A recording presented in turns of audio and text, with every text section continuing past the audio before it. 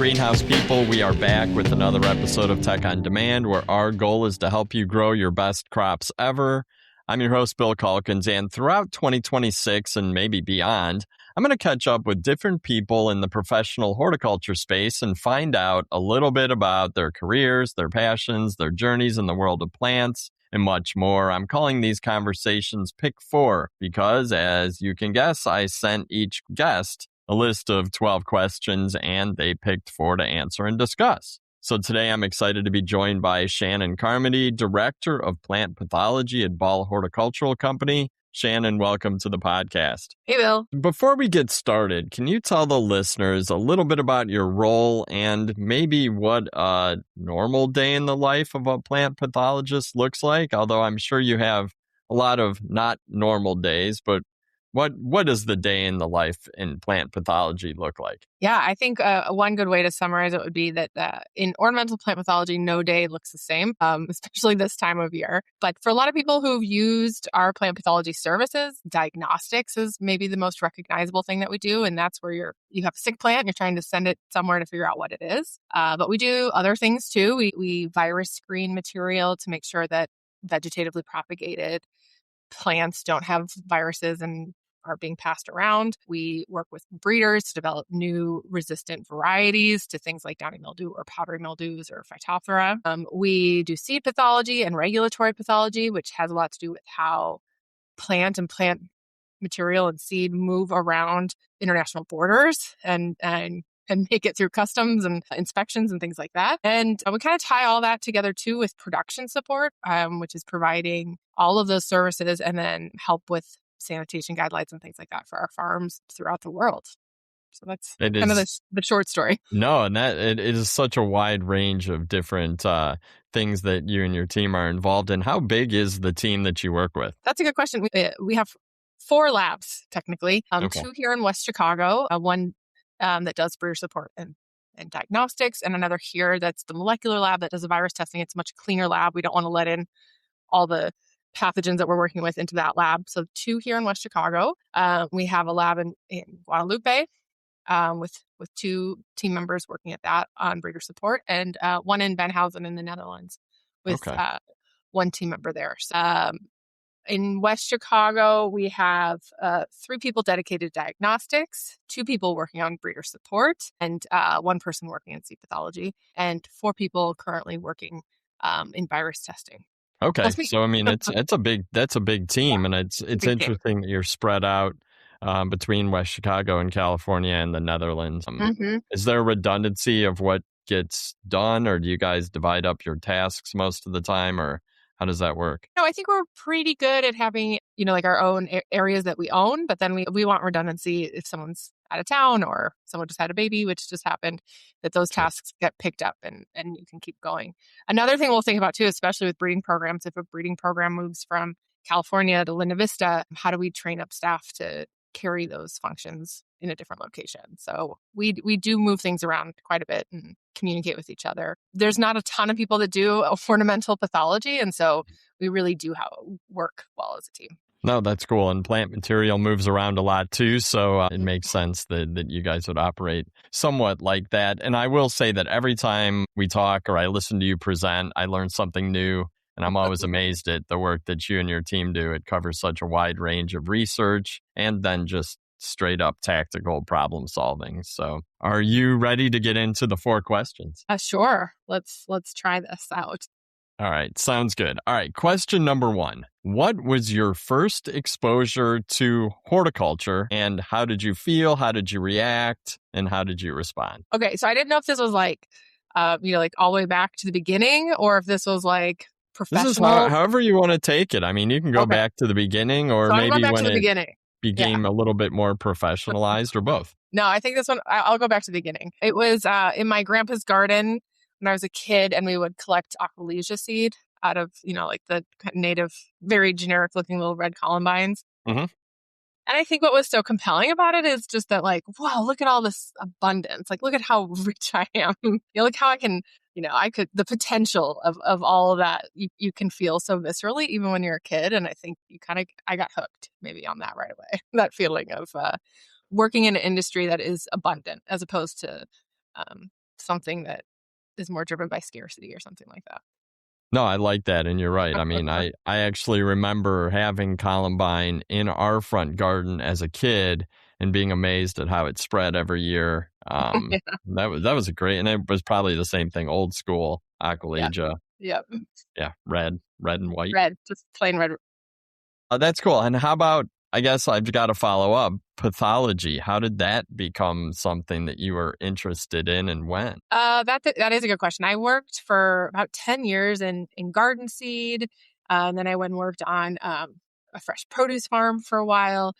And I felt like I always kind of liked this balance of plants and people and the science in people. And by the time I was working on a produce farm and having nightmares of strawberries molding on shelves and constantly on the phone selling things, I was like, I think my balance of people and plants is out of whack. It is all people. At that time, I met this really amazing pathologist, Lindsay DeToy at Washington State University. She brought her class to the farm I was working on. And I was like, I could learn a lot from this person. And so I went to join her program and studied pathology. And I think when it comes to that nexus of people and plants, pathology is right there. And so that's it made a cool. lot of It's sense. like a good I didn't know that balance of that's what I both. wanted to do.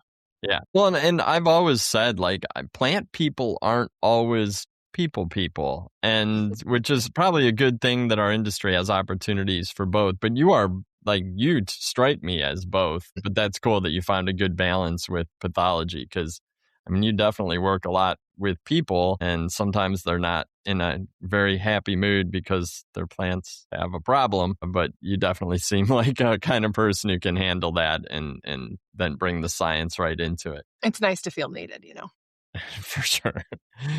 All right, question number 2. And this is a really good one. I was excited that you picked this one. If you won the lottery and could start a horticulture business from scratch, what would it be and what would it look like? Are we open to like people funding this vision?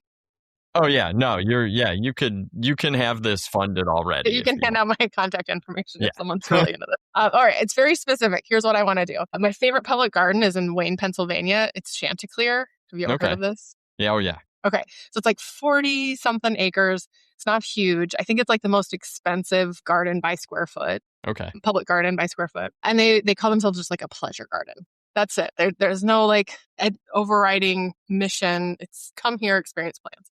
So I think if I could have a business, I'd get a nice, beautiful piece of property and just grow the most fun and beautiful and plant nerdy gardens with cool plants. And then you'd walk through that, right? And you just enjoy being around plants. But then there'd be a nursery at the end that would sell you the plants that were kind of at their peak in the garden when they should be transplanted. Not like bench ready plants, you know what I mean? But like, you take it home, you plant it, and you got to wait that whole year to kind of see that thing that you saw before. So a garden that is just a pleasure to be in, and then, make a ton of money of people's impulse purchases from something beautiful that they saw. Maybe we need like a wine bar back there too. Right? That would help encourage the purchase. Yeah, there you go. So where would this be? Would this be in North America or in a certain region or climate? Like, I mean, I've been to some botanic gardens and pleasure type gardens and some pretty interesting, I guess, climates and zones. So where would this be? Good question. Somewhere with a view. So maybe you need a little topography. Okay. And maybe somewhere with a little overlap of cool hardwood forest. You could have some different kinds of areas to walk through and different kinds of plants that you'd grow. Okay. I don't know. I'm open to where that's going to be. I think there's a lot of, and everywhere you go has their cool things that they can grow, right? Obviously, this would look a lot different in California with all the different Mediterranean crops and South African plants you can grow there, as opposed to the Midwest. But everywhere has their things. I like that. And I like the business being more of a kind of a chill place to enjoy plants and just sort of get away from the craziness of life. But then have an opportunity at the end to take a little piece of that home. That's really cool. All right. So there you have it. I like it. And if anybody wants to fund that, venture capital firms, someone with deep pockets, get in touch and I will put you in touch. I just want a really nice private garden.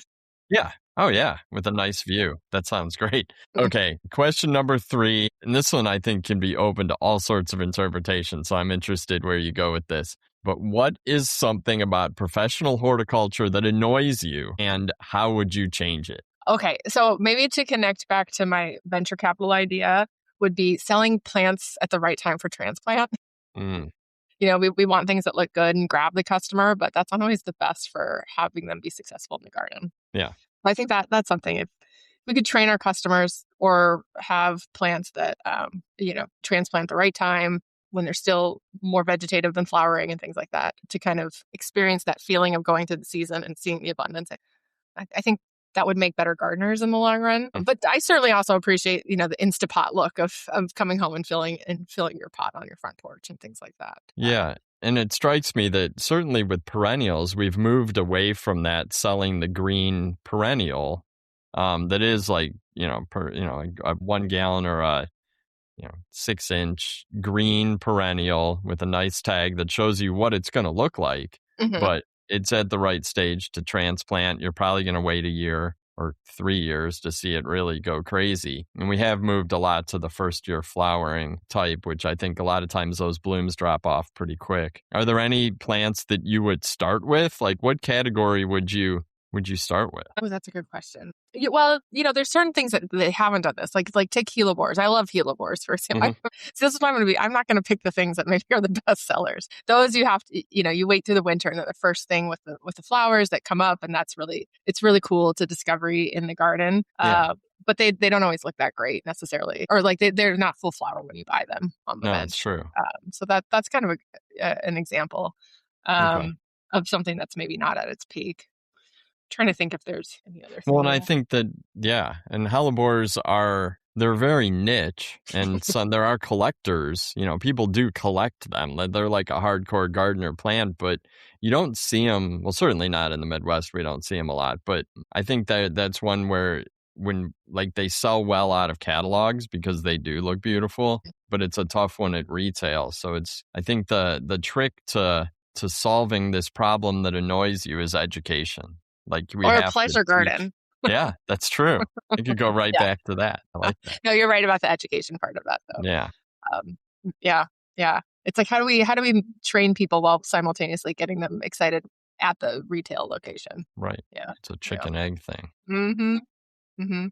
All right, on to question number 4, and this is going to be a fun one, is what do you love most about your job? And I've got, like, as I try to predict your answer, like, I don't know. I know you're a problem solver, like I think by Yeah. nature, but what is it about your job, the day to day? Because there's got to be a lot of frustration involved too. But what is it that gets you up every morning excited to go in? I think it's just because we're helping. We're trying to help anyway, I should say. I don't know that I would say that we're always helping. But, someone's coming to us with a problem and we're like, let's figure this out. And if we're able to do that, watching these ideas and these tools that we have, they're very specific, very niche tools be Mhm. applied and used. It's really cool. And I think it's really validating. And I was kind of joking earlier when I said it's nice to be needed, but it's also, I watch Slajana back on our team or Bethany or really anybody on our team. The desire to help is a common thread amongst all of the pathology team here. And we do different things every day. We see different samples, we see different problems, we're looking at different countries,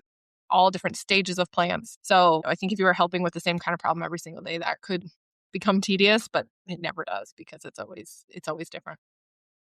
And you mentioned the tools that you guys use. Have the tools and technology changed a lot over the last, say, 3 to 5 years? Like in my mind, from what I've seen, there's a lot more diagnostics being done and I guess being, information being uncovered. But have the tools changed recently? Is there new technology coming in? There are new technologies. I think it's interesting to think of diagnostics as it's a process. Mhm. And that there are new tools to help you along at that process. Things like high throughput sequencing, where you can look and find things in the plant that you wouldn't have been able to do before with plating or microscopy or even a PCR assay. But then what does it mean and how is it interpreted? That's still part of the process and the skill set that someone like Slajana brings to the table. Mhm.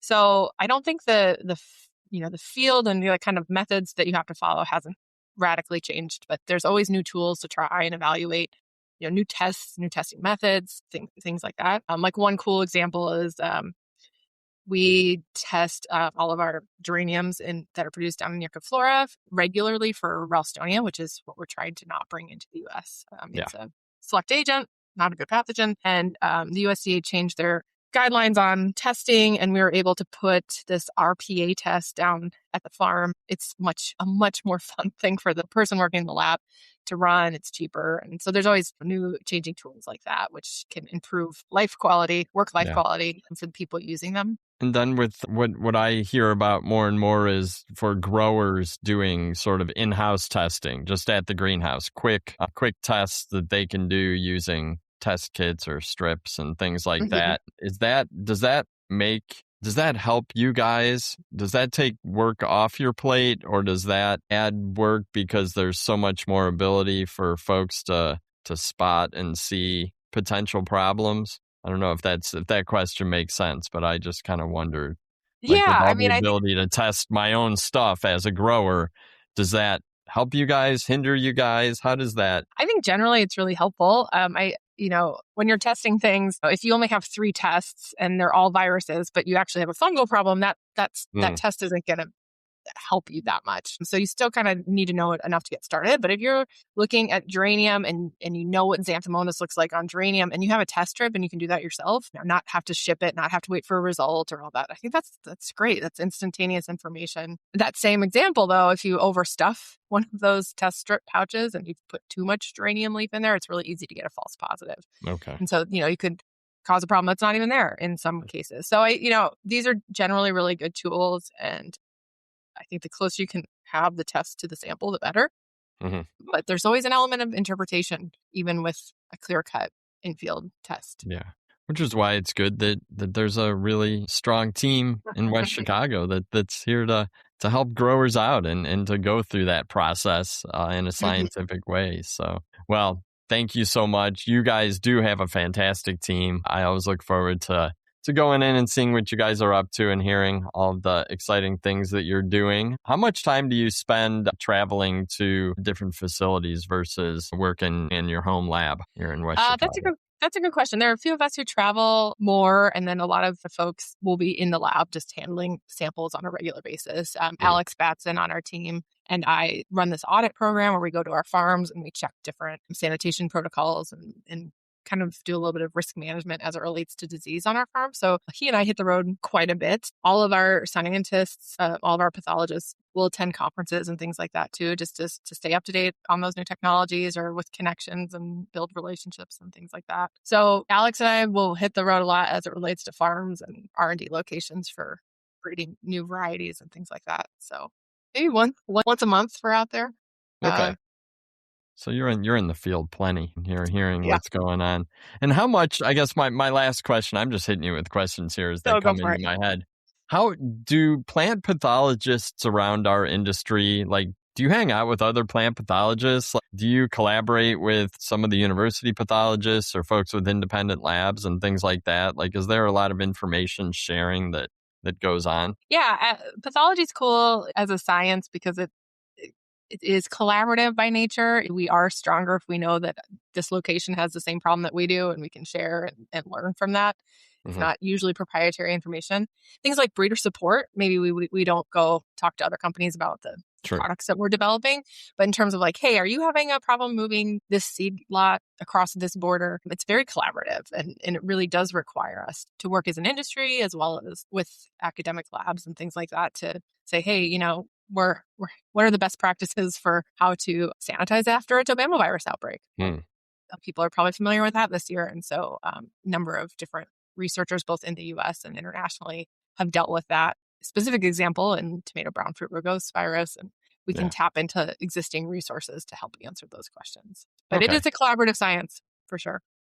No, that's cool. And I think that is a huge benefit to our industry, is that collaboration. So, well, again, Shannon, thank you so much. I think that was fun. You picked some tough questions and a couple questions that I think gave, just a little bit more understanding of how you view our industry. And I definitely appreciate that. So thanks so much for your time today. Thank you.